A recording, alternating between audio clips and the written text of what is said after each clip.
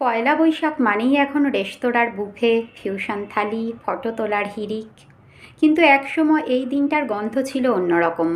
হাঁড়িতে ফোটা সাদা ভাতের গন্ধ, শাক ভাজা, ঘরে বানানো বড়ি দিয়ে সাদা শুক্তো, লাউ পাতার ডাল, মোচার চপ, এঁচোড় কোফতা, চাল দিয়ে থোড় ঘন্ট, নারকেল পোস্ত পুর ভরা পটলের দোলমা, সবজি দিয়ে মৌরলা মাছের চচ্চড়ি, চিতল মাছের মুইঠা, চালতার টক। এরকম দু একটা কঠিন পদ তো মেনুতে থাকতই। কেউ তখন স্পেশাল মেনু বলতো না, তবুও সব কিছুই ছিল স্পেশাল। ঠাকুমা বলতেন, নতুন বছরের শুরুটা হোক সাদামাটা, তাতেই আশীর্বাদ বেশি থাকে। যদিও রান্নাগুলো মোটেও সাদামাটা ছিল না, বানাতে লাগতো অনেক পরিশ্রম, তবু কি অনায়াসে সবাই মিলে বানিয়ে ফেলতো। আজকাল সময় আর ধৈর্যের অভাবে যা প্রায় ভুলতে বসেছি আমরা।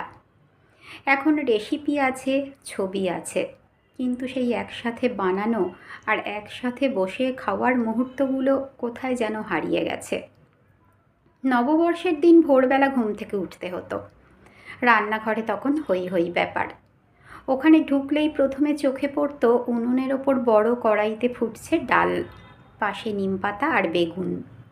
নিম বেগুনটা আগে খেতে হবে, বছরটা ভালো যাবে, ঠাকুমা বলতেন। আমরা তখন মুখ বেঁকিয়ে বলতাম, তেঁতো দিয়ে বছর শুরু করতে হবে নাকি, সারা বছর তাহলে তেঁতো খেতে হবে।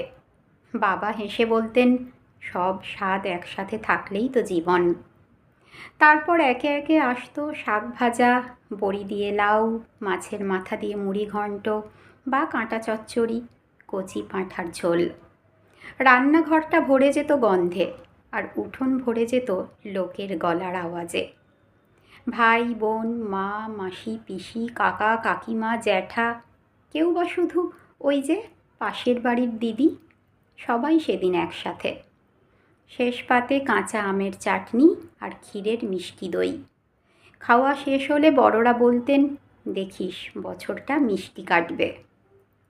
আজ রেসিপি আছে, ছবি আছে, ফোনের ভেতর শুভ নববর্ষ লেখা মেসেজ আছে। শুধু হারিয়েছে সময়, ধৈর্য আর সেই একসাথে খাওয়ার মানুষগুলো, সেই অভ্যাসটা। রেসিপি হারায় না, হারিয়ে যায় মানুষ আর তাদের সাথে জড়িয়ে থাকা সময়গুলো। তবুও যতদিন কেউ চেষ্টা করে, ততদিন কিছুই পুরোপুরি হারিয়ে যায় না, কারণ ভালোবাসাই তো ছিল আসল মশলা।